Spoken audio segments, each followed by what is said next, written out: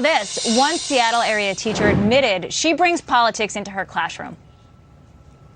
There's no neutral spaces, right? We always bring in our politics because our history and the systems that we've created mean that our identities, our histories are tied to politics. So when we walk in the room, we carry these biases. Sometimes we walk in a room with these deep down or more obvious biases. Maybe it's racial, maybe it's religious.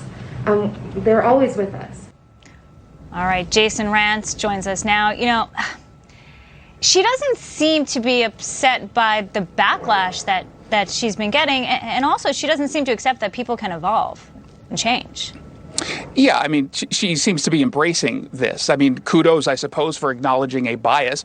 Every single person has bias. But what you're supposed to do is not simply acknowledge and then embrace it and push it as indoctrination on students. What you're supposed to do is hold it back, address it internally, and understand that you're supposed to create a neutral space in a classroom. But she says there's no such thing as a neutral space, something that I completely reject, and I think most parents would reject. And let's be clear, if this were the opposite ideological perspective being pushed on students in the Seattle area, parents would be outraged, school administrators would be outraged, and they would try to get the conservative thought out of the classroom. But in this case, they're actually defending it.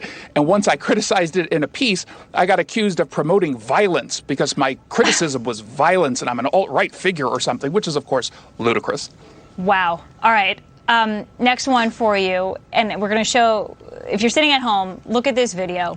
A groom on his wedding day, he's robbed of his Rolex at gunpoint outside of his wedding hall, outside of the reception. Where did this happen? Philadelphia, Pennsylvania.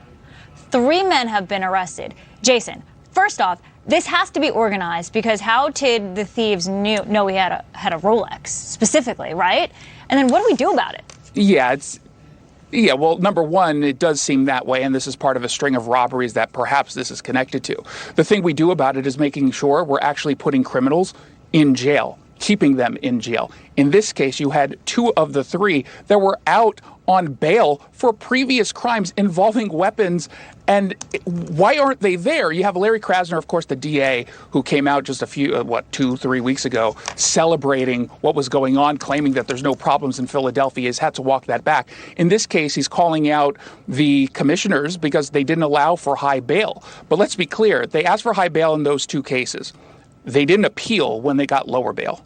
And number 2, Larry Krasner has been someone who has campaigned on the idea of abolishing the bail system, the cash bail system. And so all of a sudden, he's trying to pretend that he's some sort of champion to keep criminals in jail. He's not. We have to go back to a point in which we are being reasonable with criminals or suspects. I understand that we have over-incarcerated, and I certainly understand that there are people who don't pose a reasonable threat who have bail reduced. Mm-hmm. I'm not opposed to that, but we can't go in the direction of just saying for pretty much everyone, we're going to go really, really easy. There are some people who are violent, who are very clear threats, and they need to stay in jail to protect future victims from their crimes. Jason, is there a move to recall the DA in Philadelphia? Because there is in Wisconsin with that Christmas parade massacre. They want that DA, Chisholm, removed because he set that really low bail. What about in Philadelphia? Yeah, there's also been the move for the DA in L.A. County. I haven't heard anything that's serious or getting any momentum. There's always some kind of rumblings about wanting to do something. Yeah. But remember, a lot of these cities are very, very far to the left. And when you try to push forward, you end up getting bullied by some of the activists who want this to continue, who enjoy the idea of getting rid of the cash bail system and see any kind of pain to be short term. So they justify it. They say, hey, in the long term, this is actually going to pay off. Now, I don't think normal people view things that way, and I certainly don't think all of a sudden things will start to get better in the long term, so I can't justify it.